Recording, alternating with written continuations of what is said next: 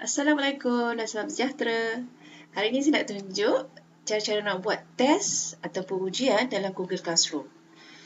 Okey, saya telah jalankan ujian untuk pelajar-pelajar saya dan saya gunakan platform Google Classroom untuk menjalankan ujian tersebut. Okey, sekarang ini adalah kelas yang telah buat test. Okey, saya jalankan di dalam Google Classroom di mana saya ada 28 orang student. Okey, 28 orang pelajar. Dan saya buat test ni selama 2 malam. Saya ambil malam sebab apa? Saya kena survey dulu pelajar-pelajar punya internet capability dia. Bila saya buat survey, mostly minta malam and dalam waktu-waktu yang pendek. Jadi maksud dia saya jangan drag sampai sejam setengah atau sejam. So saya bagi soalan ikut parts lah. Okay. Kalau waktu face to face, test ni mengambil masa dalam sejam setengah. Dan dia ada mengandungi teori dan juga calculation. Dan sometimes kena lukis. Draw some diagram. Depends on the question. Dan saya buat 2 malam and then sejam setengah. Lebih kurang tak sampai sejam. Untuk satu malam and the next malam saya buat lagi sejam. Okay, so saya panjangkan sikit. Okay, kalau kita nak tahu berapa duration untuk student yang sesuai, kita try jawab. Kalau kita boleh jawab, kita times 3. Kita kena kali 3. So kalau kita buat 10 minit, kalau kita boleh jawab, student diberi masa 30 minit. Okay, so itu rules of thumb lah kalau buat soalan. Okay, kalau pensyarah boleh selesai dalam masa 10 minit, so pelajar kita bagi dia 30 minit. Okay, so saya bagi kepada 4 bahagian. 4 main question dan setiap satu tu saya hadkan paling lama pun 40 minit. I won't give more time sebab kita dah bagi ikut topik. Okay. Dan dalam 4 bahagian tu, satu saya kumpulkan semua teori saya. Jadi student harus jawab terus di dalam Google Document. Yang lagi 3 ni sebab ada calculation, saya minta student untuk tulis di atas kertas, ambil gambar dan upload gambar tersebut di dalam Google Classroom. Okay. Setiap student dia ada macam folder dia sendiri. So dia tak akan bercampur dan kita tak perlu mencari. Okay. So selalunya seminggu sebelum test saya dah buat announcement. So pelajar prepare dan satu lagi kita kena buat simulation ataupun try run of the test supaya pada hari kejadian student kita tak panik dan dia akan tak ganggu lah kita macam mana kita nak upload, alamak saya tak tahu nak tekan apa. Okay, so saya buat satu video instruction on how to do the test. Okay, untuk hari ni, sekarang ni saya akan tunjuk macam mana pensyarah nak set up the test dulu. Okay, so dia macam sama kita nak create assignment. Okay, kalau di sini kita akan pilih assignment yang dia sama je. Letaklah contoh ya, test 1. Okay, kita bagilah instruction berapa minit jawab dan sebagainya. Dan saya buat soalan terus dalam ni. Okay, saya terus buka Google Doc dan saya type semua soalan-soalan saya. Okay. Kita boleh type kat sini. Okay. Okay, soalan 1. Okay, soalan 2. Saya asingkan teori dan calculation. So, bila teori, saya tulis ke arah hadap sini, sila jawab di dalam kertas ini. Maksud di dalam dokumen ini. So, student akan type. Okay. Dan kalau you nak student tu jawab dalam kertas ni, okay. You tak payah save, dia auto save. Untuk Google Document. Dia ada choice kat sini. Kalau student boleh view, maksud dia student tak boleh jawab dalam tu. Dia cuma boleh baca soalan aja. Okay. Kalau you nak bagi student menaip dan ada jawapan masing-masing, kita kena buat make a copy for each student. So setiap student dia akan ada kertas soalan masing-masing dan dia boleh jawab. Kalau you ambil student ke edit, nanti semua orang akan jawab tempat yang sama, orang ni type, nanti orang lain akan overlap. Maksudnya dia buat satu file tapi semua orang boleh access. Tu beza student can edit dengan make a copy for each student. So kalau kita nak student jawab terus, make a copy for each student. Kalau setakat student nak baca soalan dan juga buat kat atas kertas, kita hanya student can view file. Okay. Kat sini paling penting. due date. Saya akan buat due date kat sinilah saya main dia punya masa. Saya fix masa dia. Contohnya, saya nak bagi 30 minit. So, saya mula 9 suku. Jadi, pada hari kejadian, okay, let's say hari kejadian hari Khamis. Saya set time kat sini untuk waktu mengantar. So, kalau 9 suku start, 9.45 sepatutnya habis. Kalau saya set 9.50 lah. Kita bagi student plus 5 minutes. Untuk kadang-kadang dia nak loading, dia nak apa. So, saya akan letak extra 5 minutes. So, kat sini yang you akan play the time. Okay. Dan satu lagi, you akan, okay, contohnya kat sini 9 suku start. Saya punya test. Okay, 9 suku. 9 suku, so 9.45 habis. So, saya set sampai 9.50. So, saya dah set due date. Dan macam mana kita nak tahu bila kita nak post? Kat sini. Okay. You set timing. Okay. Kat sini. Lepas tu hari kejadian sama. So, pada 30 hari bulan. Katalah test saya. Dan kat sini, saya kena letak waktu 9 suku. Jangan letak time 9 suku. Saya akan letak dalam 9.12 macam tu. Ataupun 9.10 lah. Kalau nak bagi student baca soalan dulu. Kadang-kadang ada tempat internet slow. Jadi, pada time dia dah post ni, dia tak dapat lagi sebab dia punya internet slow. So, to be fair lah, saya bagi awal 5 minit. Okay. Okay, so 9.30 bulan. Sini 9.10. Okay. So, saya pun set. Okay, so dah ada. So, pada hari test 9.10, semua student akan dapat notification dekat handphone dia, ting, ataupun kat laptop dia bahawa soalan dah keluar. So, dia orang terus buka and jawab kat situ. Okay, saya tunjukkan yang dah dijawab. Okay. Okay. Student saya dah grade dah untuk soalan ni. Saya dah bagi markah. So, student yang masa kita tengah tunggu tu, kalau timing tu nak dekat pukul 9.50 tu, nanti ramai lah. Turn in ni akan naik secara mendadak. Assign ni, maksud dia 28 soalan telah keluar pada pukul 9.10 tadi. Okay, ada nombor 28 kat sini. So, bila nak approach time nak due, nanti turn in ni student akan meningkat. Maksud dia dah hantar, tak submit. Okay. Okay, mari kita tengok. Yang ini saya dah set. Telah dijalankan. Saya set kat sini markah untuk part ni adalah 13 markah. Okay. So, untuk yang part pertama, student kena jawab dalam kertas tersebut sebab dia dalam teori. Jadi, setiap student saya buat kat situ untuk copy for each student. So, saya bagi arahan, please answer in this document. Ada 2 pages, jadi in case student tak perasan, dia tak scroll. And ada nama dengan nombor ID dia. Dan saya terus pecahkan ikut level. Okay.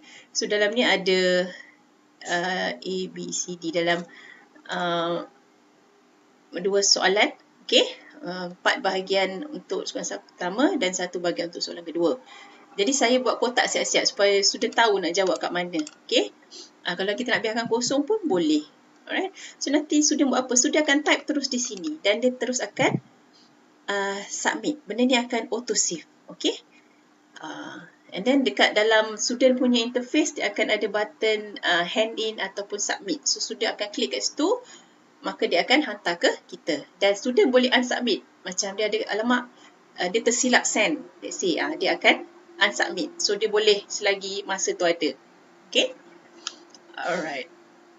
So, nak tahu macam mana student saya punya jawapan. Kita buka kat sini satu. Kita ambil satu ya. So, saya selalu tunggu depan komputer. Siapa yang dah hantar, saya akan cakap, okay, dah terima. Nampak? Pada 24 April tu, saya tunggu. Pada time 9.50, dia akan tutup. Tapi student still submit. Okay. Cuma kalau dia submit lambat, dia akan keluar ni, done late. Maksud dia student ni dia telah hantar lebih pada pukul 9.50 yang saya set tadi. Dia still boleh submit. Okay, saya benarkan. Okay, cuma kita dapat notification. Okay, so far 2 orang lambat. And dia mengaku, saya lambat. Okay. Alright. So, it's a good place lah. Sebab kita tahu kalau student lambat je, dia akan highlight. After 9.50 tu, dia terus bagi tahu yang student ni hantar lambat. Okay, macam mana student jawab? Okay. So, kita ambil contoh. Okay, ini ada sesi 9 suku 945. Ini saya dah tanda ya. So, student akan isi nama dia, nombor pelajar dia, dan ini adalah soalan dia jawab yang bold. Okay.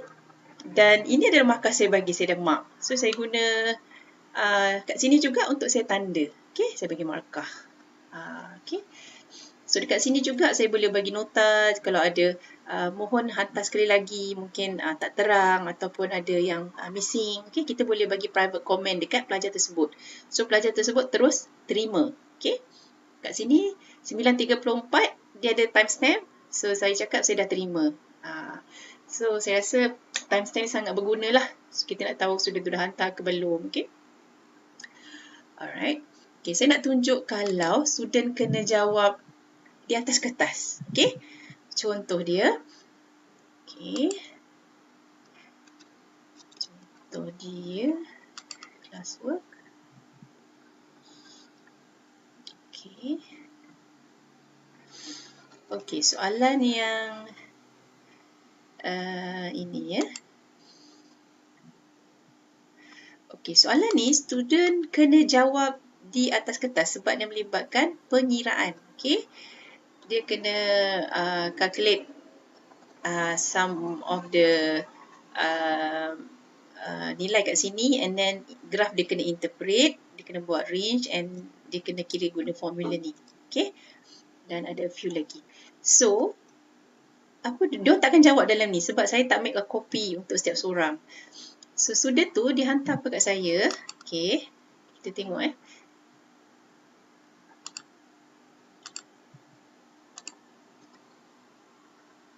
Okay, maksudnya saya dah graded semua. So, kita tengok contoh satu ya. Okay. Dekat sini, dia hantar saya dua file ni. Yang ini adalah file yang saya dah semak. Anything was edited, maksudnya saya dah semak. Okay, yang ni dia hantar kat saya. Ada dua keping lah maksud dia. Dia buat kertas pertama dah penuh, dia isi kertas kedua. So, saya suruh dia snap gambar. Okay. Dan sebab tu penting kita kena buat mock test. Sebab apa? Kita nak tahu jelas tak? Pandai tak dia ambil gambar? Kadang ada student dia ambil gambar angle tak betul. Kadang kertas tu tak rata. Jadi benda-benda ni kita kena tegur. So, don't worry kat sini. Kat sini kita boleh terus zoom. Okay? Nampak? Kita boleh nampak apa student tulis. So, dia dah buat dah kat sini. Okay? And then saya nampak ada calculation semua. Okay, ini page pertama dan ini page kedua dia. Hantar kepada saya. Okay. Bila dia hantar, ini timing dia. Maksud dia within time. Sebab tu penting ada timestamp ni. Okay, ini jawapan untuk soalan kedua. Dan apa saya tanda. Okay, nanti cara-cara nak tanda tu saya tunjuk macam mana. Yang saya buat guna handphone sahaja. Okay. So, ini adalah soalan tadi. Dan edited ni adalah version saya tanda. Okay.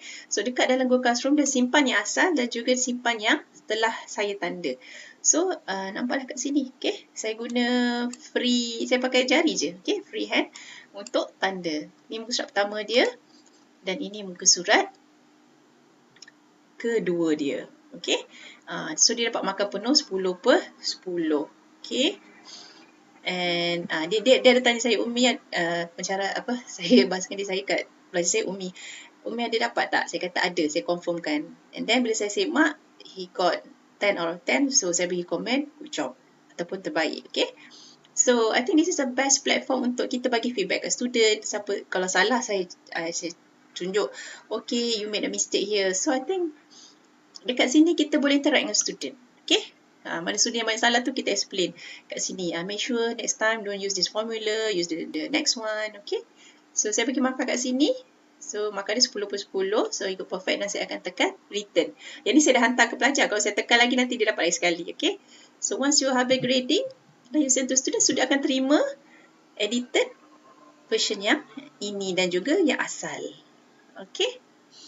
So, bagi saya Google Classroom ni sangat bantu kalau kita ada banyak pelajar. Saya rasa as long as pelajar tu berdaftar, okay, berdaftar dengan kita dalam Google Classroom, saya rasa tak ada masalah.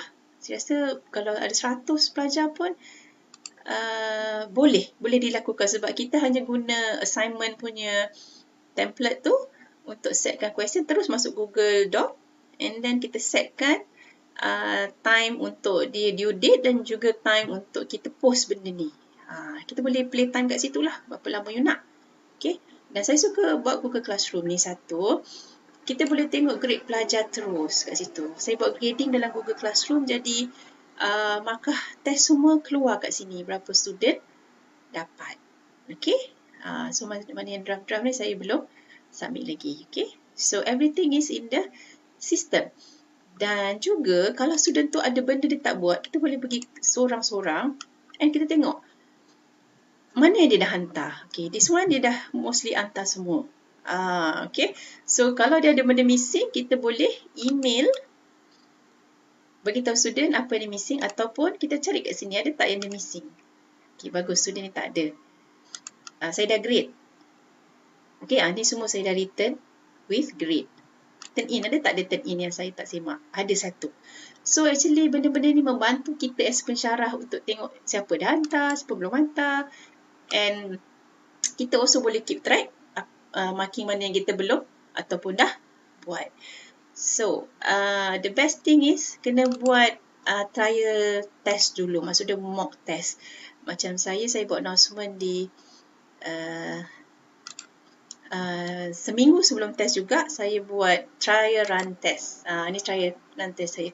Ada yang buat, ada yang tak buat. Yang buat ni, dia confident lah maksud dia. So, saya bagi instruction dalam YouTube. So, cara-cara student nak jawab. Okay. So, it's very simple YouTube. Okay. Supaya dia tak tanya kita lagi. So, I give them how to answer. Kalau dia buka interface diorang macam mana, nanti saya tunjuk interface diorang. Akan sekejap ya. Kalau saya dapat tunjuk kat sini. Okay. And then give one solution. So solution dia saya tulis kat sini, use the correct mole sand. Yang ni. And then soalan C tadi dia bagi. Okay, yang ni saya tunjuk version yang kena ambil gambar. So saya bagi jawapan points. Dia. So saya snap gambar. Okay, dan saya attach dekat soalan yang diberi tadi. Okay, saya tunjuk. Alright. Ini adalah interface pelajar. Okay, bila pelajar tekan, dia akan nampak ni.